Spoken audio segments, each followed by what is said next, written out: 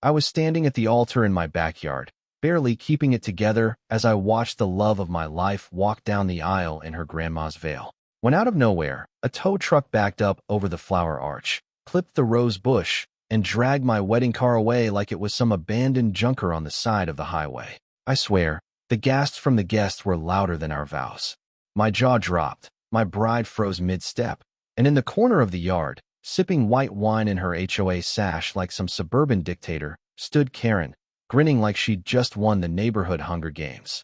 That was the moment I realized I wasn't just marrying the woman of my dreams, I was declaring war.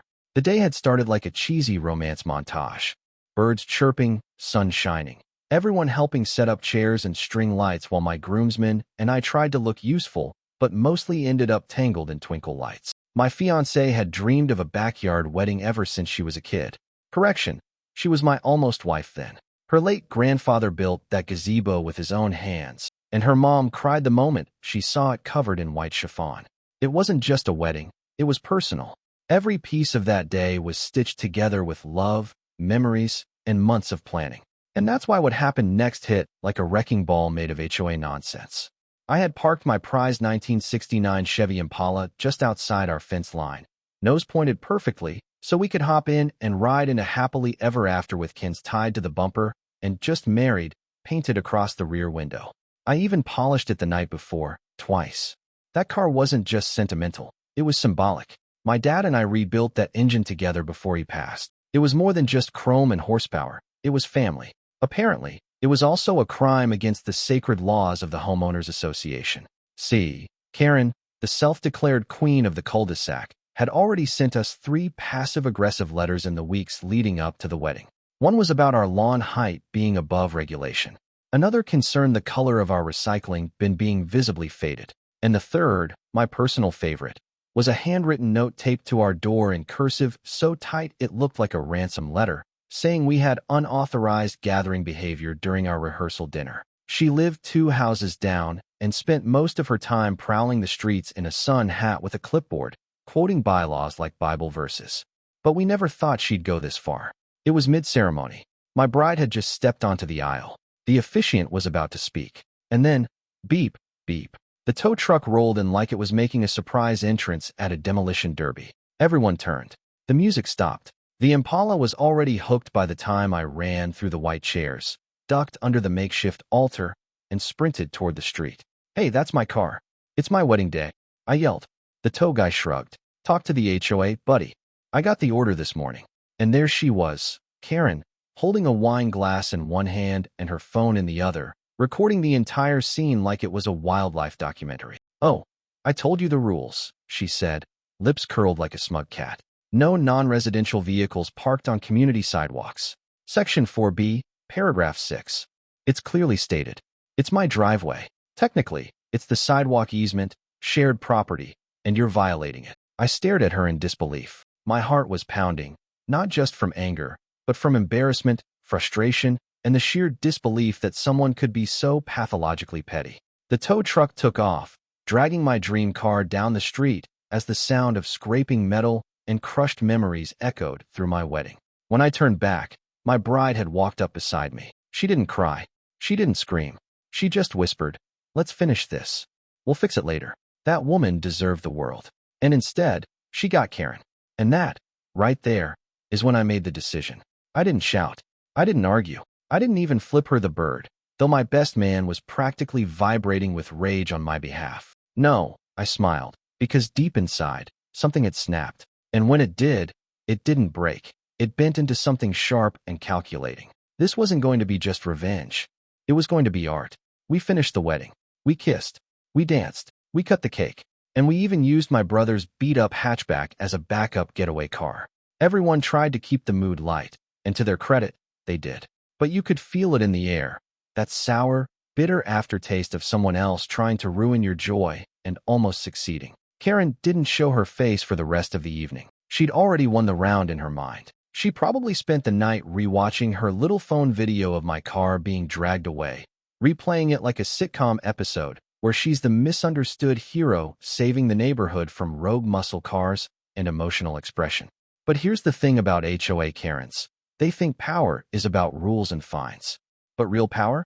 It's about knowing which rules you can twist and how to twist them until they choke the rule maker herself. By the time the sun set that night, I was already making phone calls to the city, to an attorney friend, to a guy I once helped move who owed me a favor, and to a nonprofit shelter where I sometimes volunteered when life wasn't so chaotic. I asked a single question: how many people do you have who just need somewhere safe to sleep? Because Karen may have taken my car, but I was about to take her driveway. And trust me, she was going to wish all I did was call a tow truck. The morning after the wedding felt like a hangover without the alcohol. My wife tried to stay upbeat, smiling as we opened cards and finished leftover cake for breakfast, but I could see the shadow in her eyes. That car being towed wasn't just a technical inconvenience. It was a violation of our moment, our memories, our peace.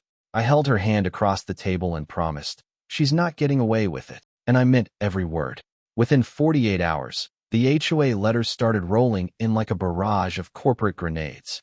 First, it was a formal violation notice about our lawn. Apparently, the grass was now a hazard due to excessive length, which was hilarious considering we'd just had it trimmed for the wedding. Then came the one about our mailbox. Yes, the same mailbox that had stood untouched for 6 years was suddenly non-uniform in color and in violation of neighborhood tone aesthetics, whatever that meant. The third letter actually criticized the shade of blue we'd painted the flower pots, calling it too reflective under street lighting. I wasn't even mad. I was impressed. Karen had taken passive-aggressive nitpicking and turned it into an Olympic-level sport. Our neighbors started noticing too. One by one, they began asking subtle questions. Hey, did something happen at your wedding? Or, saw a tow truck out front. Everything okay? A few brave souls even dropped by to say they were sorry about what happened and that Karen had gone too far. But the majority remained silent, watching, probably scared they'd be next if they spoke up. Then came the kicker. Karen had installed a camera pointed directly at our house. Not subtly, either. It was mounted on a pole in her front yard, angled like a hawk's eye trained on our front door. I walked out one morning to grab the paper and saw the red blinking light tracking me like I was in some dystopian sci-fi movie. I waved. She didn't wave back, just stood behind her curtains pretending to water a plant that was very much plastic. This wasn't just about a car anymore. It was about control, about Karen flexing the only power she had left in a world where no one liked her and her kids probably blocked her number. And me? I wasn't just some newlywed. I was the guy she tried to humiliate in front of his family, his wife, and his entire neighborhood. That made this personal. I started doing what anyone with a grudge and Wi-Fi access would do. I dug. I pulled up the HOA guidelines, every page of them. At night, while my wife slept, I went through them like a lawyer in a courtroom drama, highlighting sections, printing clauses, taking notes. It felt like studying for a final exam where the prize was sweet, poetic vengeance. And then I found it, buried in one of the appendices under a section most people wouldn't bother reading unless they were terminally bored, was something interesting. For a car to be towed from HOA property, the complaint must be logged, time-stamped, and signed by a board member, not emailed, not verbally stated, logged in the official HOA maintenance record book, which was kept in the community center. So, I paid a visit to that community center, told the clerk I was just curious about HOA procedure as a new husband eager to keep my home compliant. She smiled, handed me the log book, and went to refill her coffee. I flipped through the entries, searching for the one about my car. There it was, my name, my address, the violation, the tow request. But the date?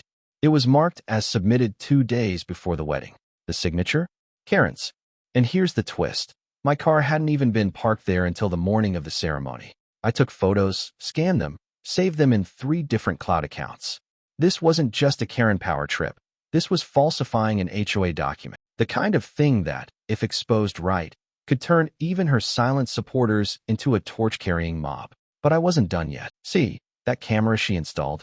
It wasn't just creepy. It was technically an HOA violation itself, obstructing public view, surveillance without neighbor consent, even visual harassment, depending on angle. I started documenting everything. The letters, the camera footage, even photos of Karen standing in her yard, clipboard in hand, looking like she was preparing a neighborhood report card. And because karma sometimes moves faster than expected, something hilarious happened that very week. I had a friend in waste management. He owed me a favor from when I helped him move his 400-pound aquarium. I made a call, and 2 days later, Karen woke up to find a giant industrial dumpster parked in front of her house. Not on her property, of course. On the easement, legally allowed, technically neutral ground. But this wasn't just any dumpster. It was painted bright neon orange with fake biohazard signs slapped on the sides. The kicker? Someone had added Karen's emotional baggage in spray paint across the lid. The neighborhood exploded. People laughed, took selfies. One guy even brought his dog to pee on it like it was a shrine.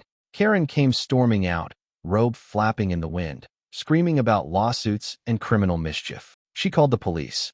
The police arrived. They asked who ordered the dumpster. She pointed at me. I smiled and handed them the permit, filed legally, by the book, within regulation. The officer chuckled. Well, it's not on your property, and technically, it's cleared for a week. Karen's face turned the color of a boiled lobster. And that's when fate really threw me a curveball. I was at a local shelter the next day, dropping off blankets and food as part of my monthly volunteer run, when I struck up a conversation with one of the coordinators. We talked about the wedding disaster, and she said something that stuck with me. You know, sometimes all people need is just a little space. A driveway. A corner to sleep in safely. A driveway. Karen's driveway. The gears in my brain turned faster than a machine on cheat mode. I asked her a few more questions about permits, about mobile pods, about emergency housing rights, and suddenly the next phase of my plan didn't just feel possible. It felt inevitable. Karen wanted to play HOA president like it was Game of Thrones? Fine. I was about to flip the board, rewrite the rules, and turn her kingdom into a 5-star retreat for the very people she wouldn't dare speak to on the street. And the best part? I wouldn't even break a single law doing it. I don't know if it was the chaos of the wedding, the dumpster incident, or just the smug satisfaction on Karen's face every time she saw me, but something inside me had officially snapped. Not the kind of snap that leads to yelling or fist fights, but the kind that sharpens you like a blade. I didn't want payback that lasted an afternoon. I wanted a legacy, something she couldn't erase with a complaint form or a bottle of Chardonnay. So, I went digging deeper than I'd ever dug before. I started where any good villain turned anti-hero does: paperwork. HOA bylaws, city zoning codes, even obscure municipal records buried in outdated PDF files on government websites that hadn't been updated since 2003. And then, buried beneath all the legal sludge and neighborhood micromanagement, I found it. A clause so oddly specific, so niche, that it almost felt like it was written for me. The driveway outside Karen's home, the same one she proudly guarded like a dragon hoarding gold, wasn't entirely hers. The first 12 feet of it were technically part of the neighborhood's shared utility easement, meaning, depending on interpretation, it could be classified as communal access space under emergency service provisions. And more importantly, I found another juicy nugget buried in a city outreach program charter. Under declared housing emergencies, nonprofit organizations could apply to use communal access points for temporary, transitional mobile shelter initiatives, provided they had HOA approval. It was like the universe had mailed me a blueprint for Karen's downfall. Now, I didn't just want to prank her or make her uncomfortable. I wanted to use the system she worshipped to make her suffer the slow-burning realization that her power was an illusion. I needed to make her sign off on her own nightmare without even realizing it. So, I reached out to the nonprofit shelter I volunteered with. I explained my idea cautiously, expecting skepticism, maybe even a flat-out no. Instead, they were thrilled. Apparently, they'd been trying to partner with local communities to pilot a small-scale initiative involving portable sleeping pods, self-contained, weatherproof micro-units designed to give people a safe space for rest. They just needed a foot in the door, or in this case, a driveway. I drafted the proposal myself. I named it the Community Goodwill Program. Sounded innocent, didn't it? Like a bake sale or a tree planting event. I included all the appropriate legal jargon, emphasized words like temporary, volunteer-based, and community-driven outreach. I even listed potential benefits like increased neighborhood visibility and regional media coverage, because I knew Karen loved the idea of being in the spotlight, as long as she could frame it like she was the hero. The next HOA meeting was the perfect storm. It was scheduled for a Tuesday evening, and Karen, confident in her reign of terror, decided not to attend. She'd been growing bolder since the dumpster incident, assuming no one would dare challenge her. Maybe she was off getting a chemical peel or micromanaging the local garden club. I didn't care. Her absence was my golden ticket. The remaining board members were surprisingly open to the proposal. A few raised questions, but once they saw the nonprofit's name, the city seal on the emergency clause, and the smiling, grateful faces in the example photos I had printed, they nodded in approval. One even said, "It's about time we did something good around here." The motion passed, just like that, with a handful of signatures and a stroke of timing so perfect it could have been scripted. I had legal usage rights over the first 12 feet of Karen's driveway. The moment I got the approval letter in hand, I felt like I'd been handed Excalibur. I didn't sleep that night. I planned. I coordinated. I built a timeline. Friday morning was D-Day.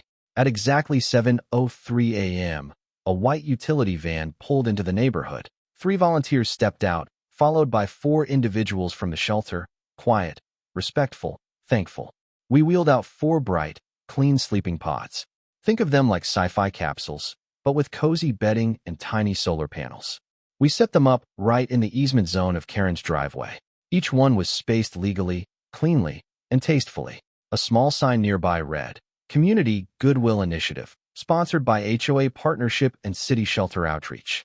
Karen's scream could have shattered every window on the block. She came storming out in her robe again, this time clutching her phone and yelling at the volunteers to vacate immediately. One of them calmly pointed to the laminated permit attached to the side of a pod.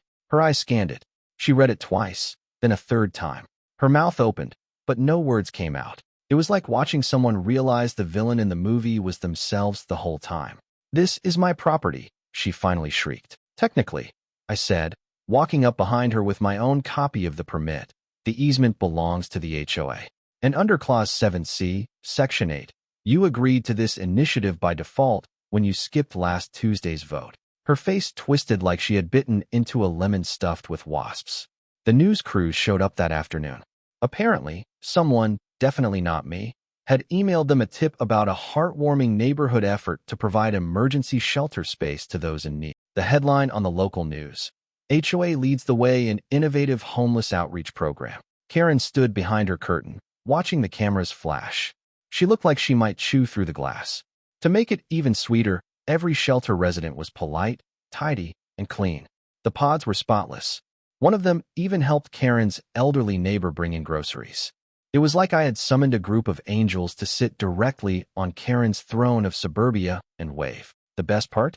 She couldn't say a word without looking like a monster. Any protest would be against charity, against decency, against kindness, and Karen was too image-obsessed to risk becoming a viral villain online. Later that night, I walked past the pods as the sun set. Warm light glowed from within, and soft voices talked about jobs, hopes, and the simple peace of having a safe place to sleep. I felt no guilt, no hesitation. Karen had weaponized the HOA against me. I had simply returned the favor, dressed it in kindness, and used her own rules to do it. I passed by her window. She was staring out again. This time, though, the smugness was gone. Her empire had cracks now, and they were growing. And I was just getting started. The thing about Karen was that she never knew when to quit. Even with 4 pristine, city-approved sleeping pods lined up across the edge of her sacred driveway, even with the neighborhood applauding the initiative and local media spinning it as a beacon of community compassion, Karen still believed she could win. It was almost tragic, really. The woman had spent so long policing everyone else's lives that the second the rules didn't bend her way, she didn't know what to do besides scream into the abyss. And scream she did. The next morning, she marched over to the HOA office wearing a scarf, sunglasses, and a vengeance-fueled expression like she was about to testify before Congress.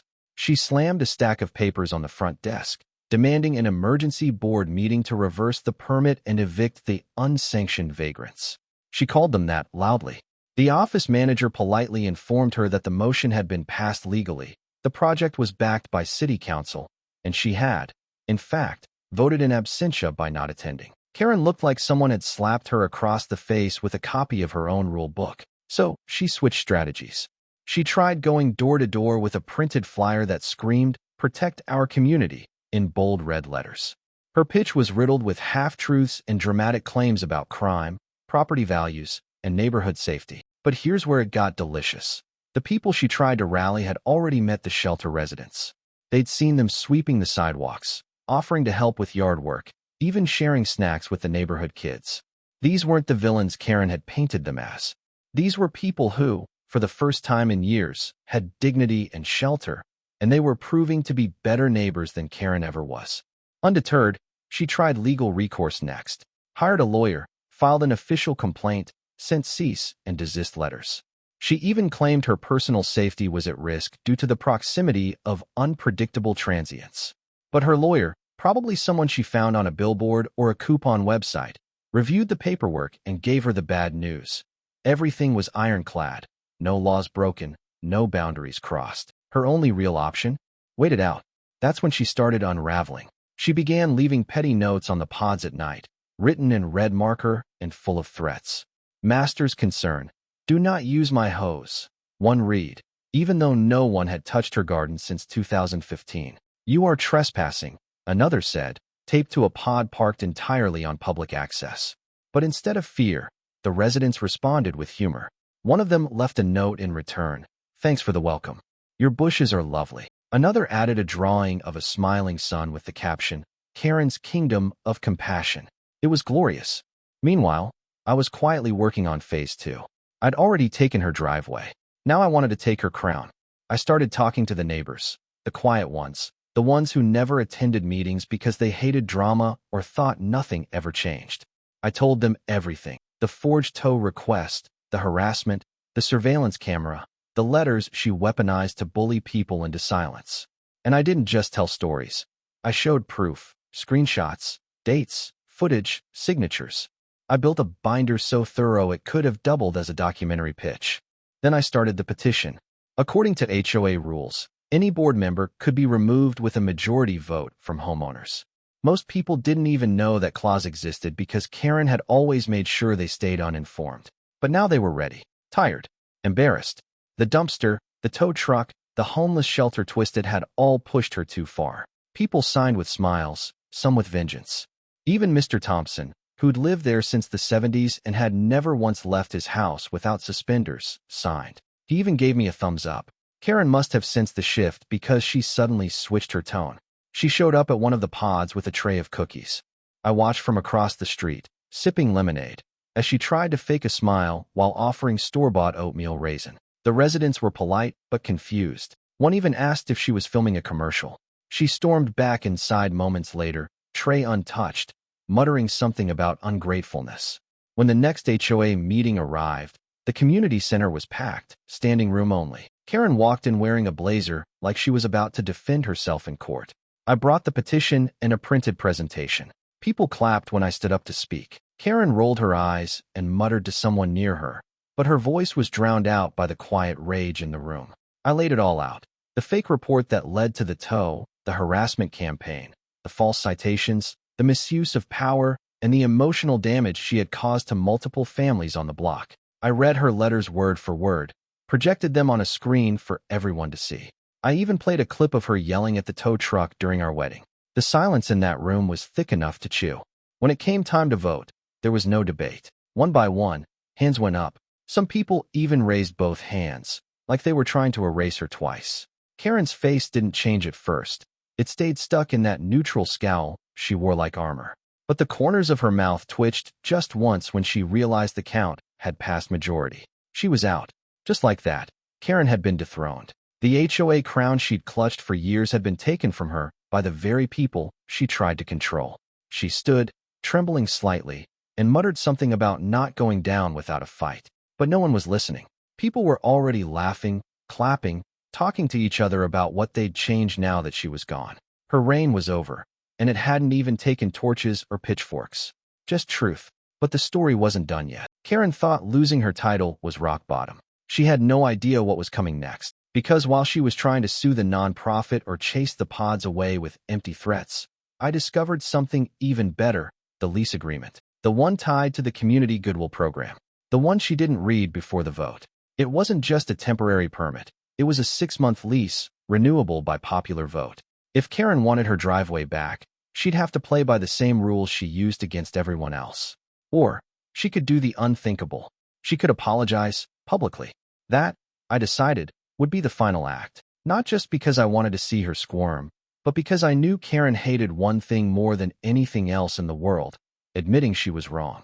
And to get her own driveway back, she'd have to do it in front of the entire neighborhood, on video, recorded, and shared. I'd seen Karen at her most smug, her most cruel, even her most enraged.